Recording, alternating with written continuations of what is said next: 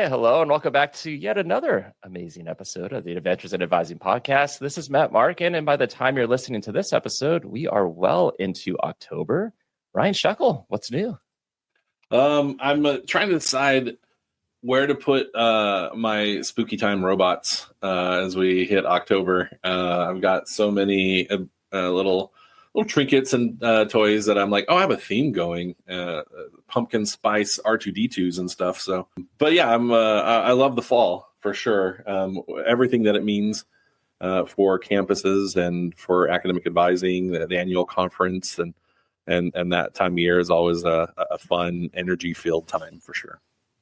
Yeah, and speaking of annual conference, I know both of us will be there, and our guest for today, I think, will also be at annual conference. So let's welcome to the podcast, and that is Jordan Truex. Jordan is the senior academic advisor for chemistry and biochemistry department at Utah State University. Born and raised in Logan, Utah, she is an alumna of USU, having earned a BS in history with a minor in chemistry, a BS in business administration, an MBA, and a master's in education in instructional leadership with an emphasis in higher education and student affairs. In addition to her role as an academic advisor, Jordan heads the Chemistry and Biochemistry Undergraduate Student Association, which is also nationally recognized and award-winning, and also the Utah State BioHive Club, connecting students to industry professionals in the state of Utah. Jordan actively contributes to the advising profession and has presented her research and best practices at university, state, regional, and also global advising conferences. She currently serves on the NACADA Region 10 leadership as the communications coordinator, serving advisors from Utah, Wyoming, Colorado, Arizona, and New Mexico, and as a member of the NACADA Sustainable Leadership Committee. When she isn't advising, Jordan teaches classes at USU on student skill or study skills, actually, and learning techniques, teaching elementary school orchestra, edits books for USA Today and Amazon bestselling authors, and spends time with her family and friends. And if that wasn't enough, Jordan is currently pursuing her PhD in counseling and student development with an emphasis in leadership and academic advising at Kansas State University. Jordan, my friend, welcome to the podcast. Thank you so much, Matt. So excited to be here. Yeah, and I know this has kind of been in the works for a while. I know at the annual conference last year in Pittsburgh, we kind of planted the seed of, hey, at some point we need to have you on the podcast. And from your bio, I know we're going to have plenty of things to talk about. I know Ryan and I usually ask the first question to tell us more about your journey in higher ed, which I think we will get to. But I feel one of the things I didn't know about you, and I thought I knew a lot about you, was that you edit books for USA Today and Amazon bestselling authors. So I think that needs to be the first question to please tell us more about that. Yeah, I edit books for authors. It's super awesome. Typically, I'm like the last set of eyes or one of the last set of eyes on books before they're published. A lot of the authors I work with are self-published. A few of them have recently started getting traditionally published, which is really exciting. And it's super fun. I love to read. I'm a bit of a speed reader. And so being able to get to read books early and get to help authors release something that can be really impactful for people, especially for me, is just something really exciting. So I know Ryan reads a lot too.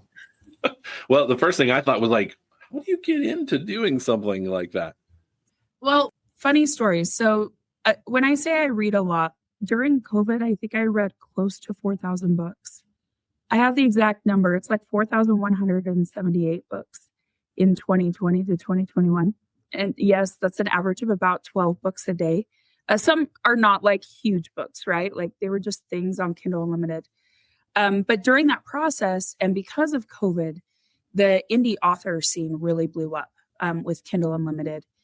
And I would read a story and I'd really love it. And I'd see errors and I'd be like, I know it's going to be weird, but like if I were an author, I would want to know that that was an issue.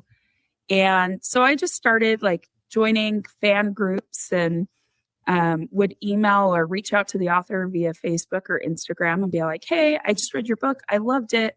I noticed this, and this. I thought you just would want to know. And after doing that a few times with one particular author, they were redoing a series and they were like, hey, I'm going to recover this series and reformat it. Would you be willing to go through it and, make sure that there's no errors before we're republishing it? It was 7 books, and I went through and I found over 50 errors in almost every book. And the author was like, I've had this looked at by professional editors like multiple times before. Would you be interested in working for me? And it was definitely nothing I was looking for. It was just kind of a thing. And then word of mouth kind of spread. And now I work for about, I think I'm at 16 authors right now. That is amazing. I think listeners will be like, oh, I want to try to get into that too. Yeah, well, I thought I was doing good when I set a goal of a book a week for a year. But I know that comparison is a thief of joy. So let's not get into that. But what I hear is obviously a curious mind and a helpful heart. Can you tell us a little bit about your journey in higher education and into academic advising? Yeah. So I am a first generation student from here in Logan, Utah, which is where Utah State University is. And education is something that was always something I loved. I started attending Utah State. I was double majoring in music and chemistry. I wanted to be a doctor. I highly recommend not doing those 2 majors together. But I started being a chemistry major. And during my time, I had an academic advisor who wasn't really an advisor. She was the staff assistant for the chemistry department and kind of was just the person who advised on the side. And I ended up having some severe medical issues come up and got really sick. I ended up in the hospital for a period of time and I failed my classes. And I remember going to her and the response was, well, just retake it. Like, you're fine. You're in 17 credits. You need this. Just retake it next semester. And I failed again. It was really hard for me for a long time. My dad lost his job during that time with the recession in 2008. And then my mom was diagnosed with stage 4 cancer. And through all this, I was working 3 jobs while going to school, while also dealing with like these medical issues. And so I was going through a lot and made the choice I was substitute teaching at the time, kind of made the choice to switch my major to help me be able to go to school in the evenings instead of during the daytime. So I switched my major to history. And at that point, I met with a professor who looked at me and said, Jordan, you are not a failure. He said, you've experienced some failure and you're going through some really hard things, but don't you think that you're a failure? We're going to move past this and you're going to do great things in your life. And that was the first moment that I was like, I'm not a failure, right? Like, and he guided me to the academic advisor for the history department, who was wonderful and completely changed what my experience was the first 3 years of my college experience. And so I got the opportunity I got hired on at Utah State at their Salt Lake campus. And within a year, moved into an advising position. And that opportunity really changed. Like, I can have the impact that my second advisor had on me with other students, and I can help them navigate it, help them know the policies so that when things happen, they can be successful. That's just driven everything I've done since then.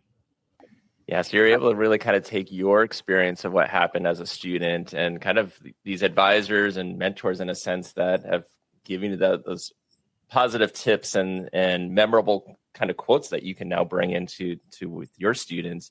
Do you also feel, having earned like multiple degrees in various areas from like history and business and chemistry and education, that also kind of helps shape how you are as an advisor? Absolutely. My educational path, like, I never expected to go on for a graduate degree. And I barely graduated with my history degree. Like, my GPA was really low because of all the things I had gone through. And I think one of the things that has contributed with my advising is not only some real genuine empathy for certain situations that students have gone through, but also a greater understanding of the broad impact that different educational programs have on their students and how they can work together. Like, they're very different. Like, chemistry is very different from music or from business or from education, but there's a lot of things that are very similar. And so being able to carry that through the various roles I've held has been really helpful in my position, for sure. Well, part of me wants to ask, like, what did you like the best? There's so many disciplines, and there are times when folks spend all their time in one. And so I didn't know. I imagine what the likely answer is about. There's things about each of them, but I'm curious if there was anything in particular that you really look back on as far as an academic home that was something that really resonated with you, or maybe surprised you in your journey as a student, let's say. Yeah, my business journey was something that I never expected. I remember being when I was first getting my bachelor's degree, and like being like, the business people are just business people, like, and just having this, like, I didn't have an understanding of really what business people were learning, what they were doing. And because I was living in Salt Lake, there were certain classes and programs that were offered at that campus, and business was one of them. And I was also working as a dietetic internship coordinator, and I was managing contracts for the program and requirements with hospitals and school districts and that. And I just remember starting to take classes because I was thinking about a master's degree, but my GPA was too low. So I was taking some classes just to kind of help me be a good candidate for a master's program. And I fell in love with those classes. And I could take them back, and every single day and everything I was doing, I was like finding things that were relatable. And that really shocked me in a lot of ways. And it's helped me, I think, be a better advisor because of the things I learned and adapted, and being able to like understand that sometimes there's things that you learn that you don't think are relevant. And then you learn them, and then you're like, oh, I can apply this in my job every day if I want to. I just have to do it. So that was the one thing that surprised me the most. Yeah, sometimes the things that you learn, it's like years later that it's like, oh yeah, that thing I learned 5 years ago, and I can actually apply it now in what I do. Now, one of the other things for your responsibilities, which I'm not sure if it's like other duties assigned or it's part of your role, is that you oversee the Chemistry and Biochemistry Undergraduate Student Association, as well as the Utah State BioHive Club. Mm-hmm. So I think we're interested to kind of learn more about those organizations and also kind of your role in that. Yeah. So when I started advising, so I told you about my chemistry journey and that I didn't have a real advisor. I'm actually the first advisor. When she retired, they hired a primary role advisor in the position. And so I was hired for the department, and the chemistry club at the time is what we called it. They had been inactive for about 6 years. And when meeting with students, there were a couple things that came out of those meetings. And one of them was, we want to build a community, but we can't, we don't know where to find that. And so I worked with my department in re-establishing a club that felt more inclusive of our entire department, because we're chemistry and biochemistry. So instead of just being the chem club, which really does encompass those things, we turned it into the Chemistry and Biochemistry Undergraduate Student Association, still having our affiliation with the American Chemical Society. And that club, they do some of the most amazing things. They have gone out to dozens of elementary schools, middle schools, and high schools in our valley and shared their love of science with kids, and really kind of showing what higher ed can do for these little kids, and the exciting things that they could potentially do as they, explore different majors. And so they do that. And this last year, So I started that club 2 years ago, and after their first year, they won a commendable award with the American Chemical Society for their efforts in their community and their outreach. So these students are amazing. They're doing wonderful things, and it's just really great to be part of that. Yeah, we in our office here identified early on the value of advisor engagement with student organizations. But you also teach in the classroom, and I'm curious, like, what's your experience been like in those two roles, in the classroom as an instructor, and then in the advising dynamic too? Yeah. So the courses I teach two specific classes right now. One we call Connections here, and it's our intro to college course that we encourage all our freshmen or new students to take, and really is integrating them into the college experience here at Utah State University. The second class I teach is for our Center for Academic Belonging and Learning Success. And that class is called Learning Techniques. And I'm really helping students through study habits and skills and those types of things. So it really is very relatable to advising, because I have these conversations with my students often too. Like, I don't know how to study for this exam. Well, let me give you some tips. Now I'm in the classroom giving these tips and going through activities with the students that are applicable to help them find success at wherever they are in their journey, most of the time in the early years, but trying to help them develop these habits that will help them be successful college students. How are students added into that class? Is it something that is just kind of recommended and they add in? Is something that they're like pre-enrolled in? So I think there's two different ways. One is that it can be recommended or they find it. The other way is, I know that we have like a bridge program for students who either did not meet admission standards or are returning from suspension, and they are required to take these courses as part of their contract to be able to be admitted back into good standing in the institution. So there's kind of the two dynamics of students that are wanting to learn that and students that are being pushed to learn it to help them be successful. Yeah. So, okay. So you have like a mixture of students in there. How do you help students like understand like the importance that there is like that difference of different types of studying and study techniques and habits, and you need that for different classes. There's a difference from high school to college on actually studying and preparing for your classes. I think the practice of it, early in the course, we're week 3 right now. We're talking about creating a schedule and then reflecting on it. So a lot of every week, the students will do a beginning of the week reflection and an end of week reflection, and they'll kind of set goals. So goal setting is a big portion of this. Set goals for what they're going to do and how they're going to implement the things that they're learning that week. And then they reflect on it.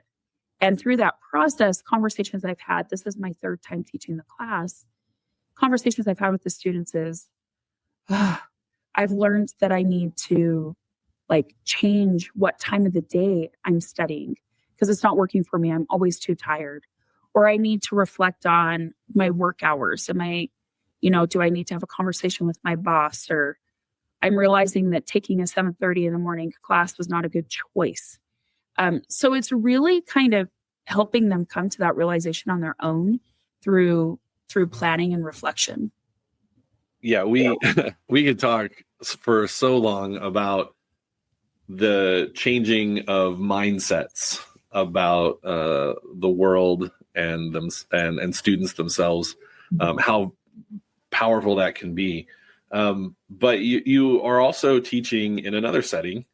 And I'm just curious about your experience with orchestra and elementary school students. I'm curious, do you have an instrument yourself? And tell us more about that. Yeah. So as I mentioned, I was double majoring in music and chemistry when I first started. I was a viola performance major. So I'm a string player. I play both the violin and viola primarily. This is my 19th year of teaching elementary school orchestra. I started when I was a freshman. So that was kind of the job that I moved into when I started college. They're like, oh, you can't do anything else, but you can go teach orchestra a couple hours a day. And I'm still doing it. I teach 4th through 6th graders, violin, viola, cello, bass. This year I'll have close to 80 students. And so, yeah. So what parallels do you see between the string instruments and being in higher education? Are there any similarities, translatable concepts or skills for somebody who spent so much time, considering the instrument and also teaching the instrument? I'm kind of curious if you find any connection between that arts and creative side and the educator side.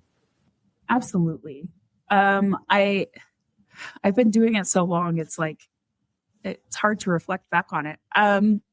For me, expression of yourself, storytelling.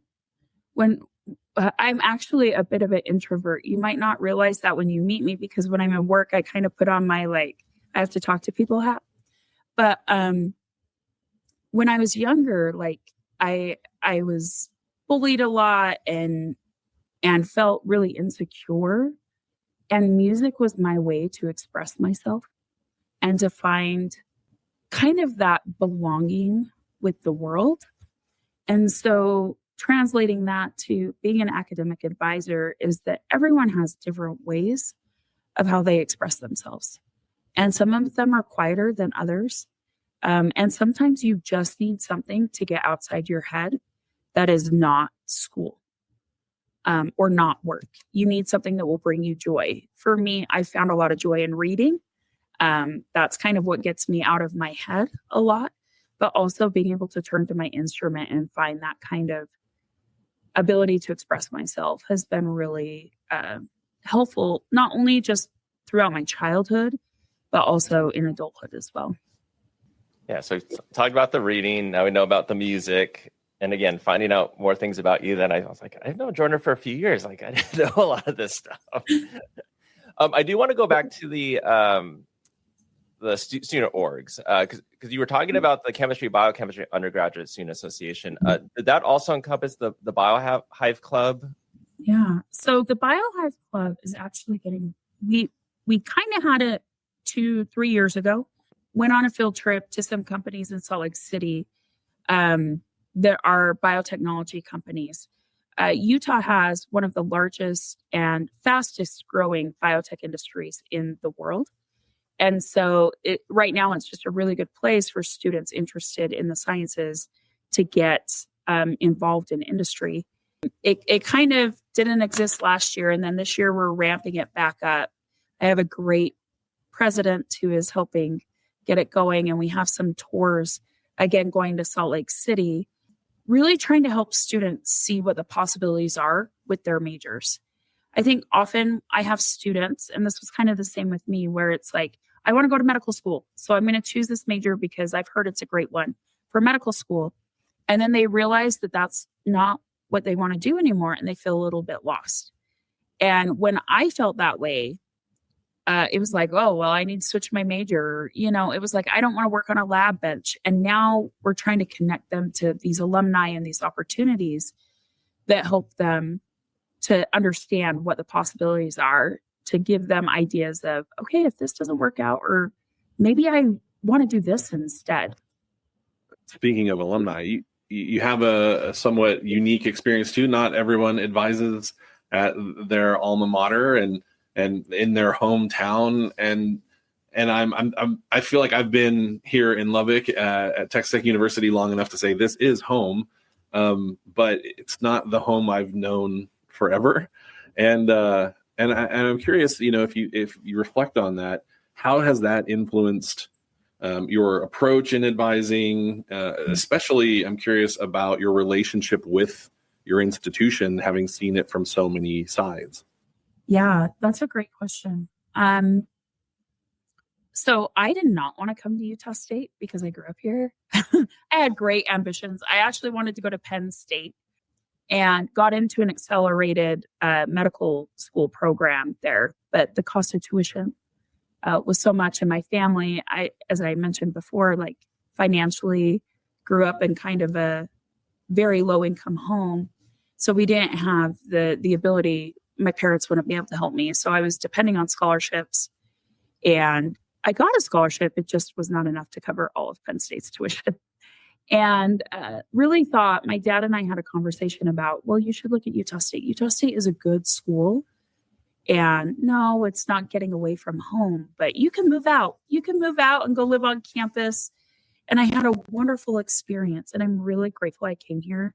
Utah State's campus is very homey. Like, it just has that good, Logan has that good college town vibe where it's not too big, not too small.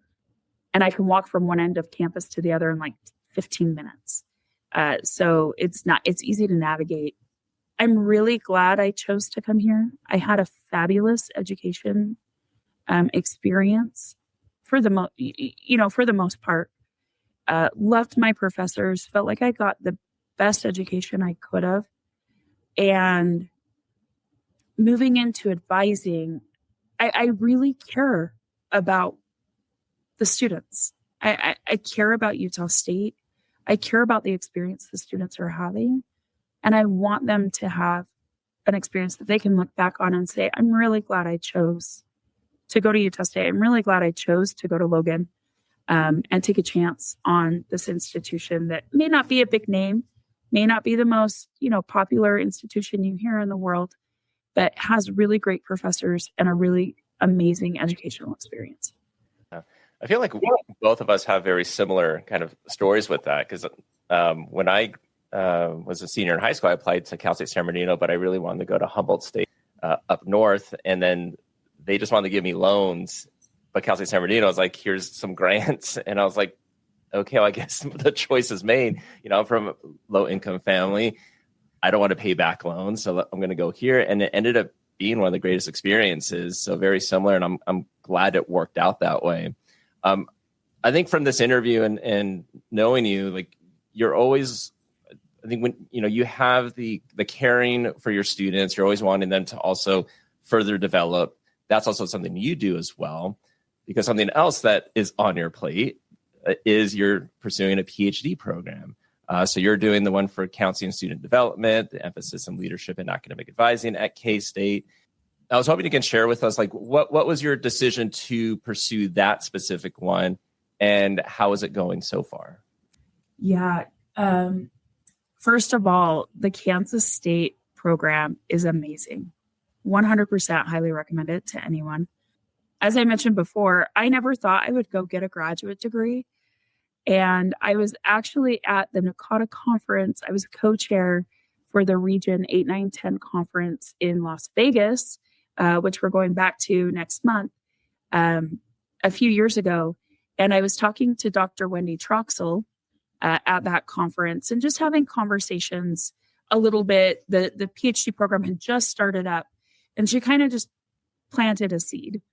And then I went to Orlando the following year and was thinking of ways I can move up in my career, move into more of a leadership position, have a really big impact on academic advising. And she brought it up again. And I went to a listening session, and I just had this really good feeling that that was the way I needed to go with my educational pursuit moving forward. I actually had been testing out a PhD program here at Utah State, and it just didn't feel like the right fit.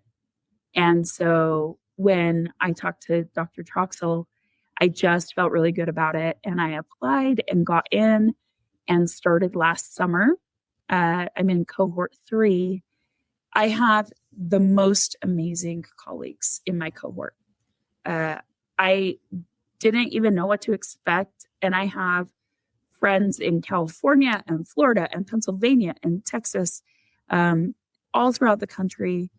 And we're all going through it together. And, we talk to each other almost every day via text, and just not just about school stuff, but about what's going on at our institutions and learning from one another and supporting one another as we're doing things.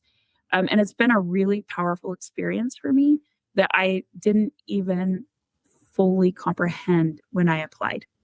Not only that, like the professors are phenomenal. I'm learning so much, and it is not easy. It is challenging. But we have I've never felt so supported. And that's saying something because I've had really supportive people here at Utah State, but the faculty like genuinely care, and they're there all the time to answer questions and to help make you better. And that's what I'm really happy with my experience so far.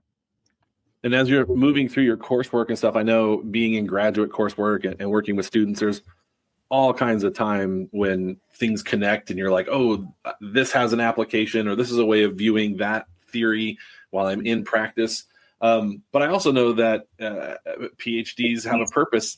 They have a target. They have a finish line of sorts that's built around your contribution to the knowledge base.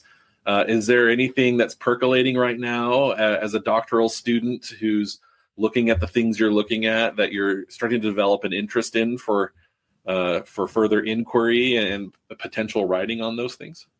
Yeah. So as of right now, my interest in my research for my dissertation is aligning the impact of academic advisor satisfaction, job satisfaction, with student advising appointment satisfaction, and how that may impact student retention at institutions or advisor retention at institutions. So that's kind of what I'm looking at right now, kind of the success of advisors and the success of students, and if there's any impact on one another. Oh, I'm looking forward to seeing how this progresses. So far, so you started last summer in the program, right? How are the classes set up? Like, have you had a certain amount of classes so far? What's that look like?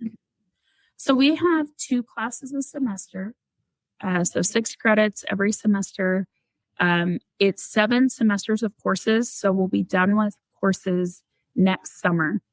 So summer 2026, where I also go back to Kansas. We go our first and third summer in person for a week-long meeting together.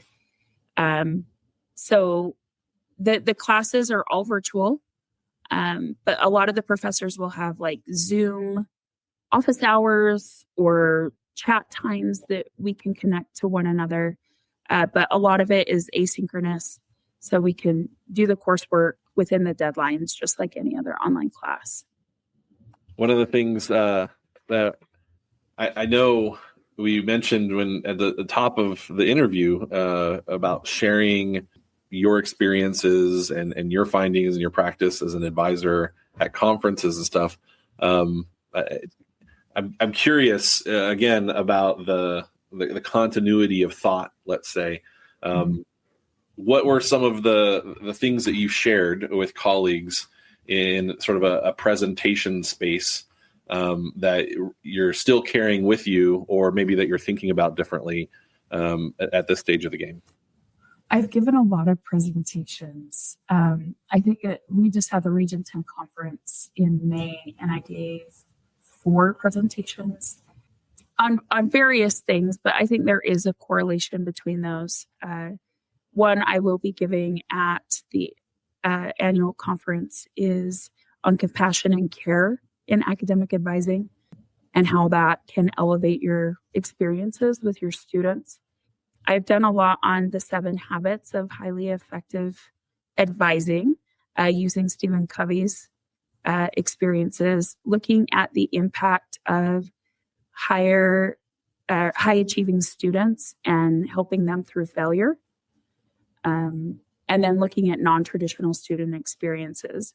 So there's a lot of correlation with those. And I think a lot of it is those habits, which correlates to what I teach at the institution, developing habits that help us be successful as human beings and as advisors and also as students, but also the impact that really being compassionate and being there for your students and listening to their stories and being willing to share those stories and how that impacts your interactions with your students and your relationships with your students. Because relationship building has probably been, if I can name one thing that makes me successful as an advisor, it's the relationships that I build with my students and with my faculty and staff that I work with, and my coworkers and my colleagues. But I would think you would probably also have many advisors that maybe get a little bit burnt out as well, whether it's a huge caseload or I want to spend time kind of developing these relationships with my students, but X, Y, and Z, I have all these other things that I have to do and try to balance. Do you cover some of that in maybe some of the presentations that you've done? Yeah, definitely talk about trying to find that balance. And that's something that actually my dissertation I'm looking to find is, what is the impact of advisor burnout on their relationship with students? Like, are students seeing that in their advising appointments? And is it impacting their relationship with the institutions? I think that's really important for upper administrations to understand too, is that we've got to keep our advisors happy if we want our students to have the best experience possible, if we want them to stay. What is that going to take and why? And so that's what I'm hoping to kind of bridge with all that I've done with the studying that I'm going to be doing soon. Well, it's not just the presentations, the contribution you're making to academic advising. You serve in leadership roles too, and I'll let Matt ask about the region experience. I'm particularly curious about the work of the Sustainable Leadership Committee. The word sustainable stands out to me given what we've just been talking about. But I'm curious, how did you get involved with the Sustainable Leadership Committee? What's the sort of the purpose and focus there, and how has that helped you in the many things that you're doing to have that additional view on the work that we're doing? Yeah. So the Sustainable Leadership Committee, I think the mission of that committee is to really sustain NACADA leadership, to build a message that you can become involved, you can be a leader, and we need you. And trying to make that process easier for people and for all members of NACADA to know that, there's a pathway for leadership for everyone, and it doesn't look the same. And there's so many opportunities for you to get involved and for you to have an impact. So a lot of the work, I served on a subcommittee that did a webinar or a online virtual meeting in June. And that was a lot of fun. Matt was one of our guests there. We had some other people who were guests sharing their experiences and giving advice on how people can get involved. We have a lot of initiatives really looking at developing courses or information that will help people through the transition into positions so that they feel like they can go out and do what they need to do with their initiatives, with their positions, those types of things. Yeah, and I think one of the things that came out of that session, like from all the panelists, was there are direct pathways to things. There are elections, there are appointed positions, but many of the opportunities, many of us kind of just stumbled upon, or because we had already put ourselves out there in something else, it was like, oh, well, that person might be interested. Maybe you can shoulder tap, or, you just are given, not necessarily given a position, but it's like, here's an opportunity. Do you want to try it? And you can say no, but it's like, will that opportunity come about again? Maybe not. So might as well say yes and see how it goes. Now, maybe connected to that is, you were talking about being a conference chair for the region, for one of the region conferences, the one a few years ago back in Vegas, which ended up being a tri-region conference. So you were one of a few conference co-chairs. Can you talk about how that opportunity came about? Yeah, I was on the region steering committee in my position that I'm still in right now, the communications coordinator. And there was hey, we need someone, anyone interested? And I was like, I am. I love conferences. We NACADA conferences have really impacted my growth as an advisor. And the people I know, like I've met wonderful people, networked it really well. And so I was just really excited that the opportunity kind of was presented and I got to grab it and got to work with fabulous people, Erica and Janelle and Maria, trying to put that conference together. And we had I think we had over 800 people or close to 800 people at that conference. And I felt like it was really an amazing experience. It was awesome. So what does the communications coordinator do for a region? How are you serving advisors across, 5 states? So much space as well. What does that look like on like a regular basis for you, the role of communications coordinator for Region 10? So I manage our Instagram and Facebook pages for the region. I also created a LinkedIn page for the Region 10. So managing socials, putting out communications when we have them about upcoming events or things, helping institutions post jobs about opportunities within our region, and then meeting on a monthly basis with the rest of the Region 10 steering committee, talking about initiatives, upcoming things, conferences, those types of things, really helping bring that together for advisors within our region. Quickly going back to the PhD, I know you said some of your classes are asynchronous, but some of your professors have like the office hours, and I'm sure you've taken advantage of chatting with them and learning from them. Have there been any professors that you want to shout out? I have to shout out my major professor, Dr. Yang. She's amazing. Dr. Craig McGill has also been a fabulous mentor for me in terms of helping me learn and grow in a lot of ways and stretch. That's been really helpful. So those are the 2 that I'd give a shout out to. I often think about what academic advising gives to us. The privilege we have to sit with students in those vulnerable places and situations, and to be present in those moments can very quickly become overwhelming or the dominant thought of what we get. But the community of the profession, whether it's on a campus or in a region or globally or whatever it is, and now asynchronously through these sort of interactions as well too. Is there anything that you feel like is a through line from the many places you've connected with academic advising and been fed or gotten back from it?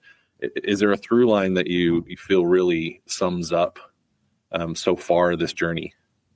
It goes back to building relationships. And striving to find good in the world, but really networking and just building relationships. I think one of the biggest gratitude moment I can have for NACADA is that it has connected me to fabulous mentors and given me opportunities that I never expected that were possible. This last summer, I had the opportunity I received the West Habley Scholarship to attend the Institute for Academic Advising this summer.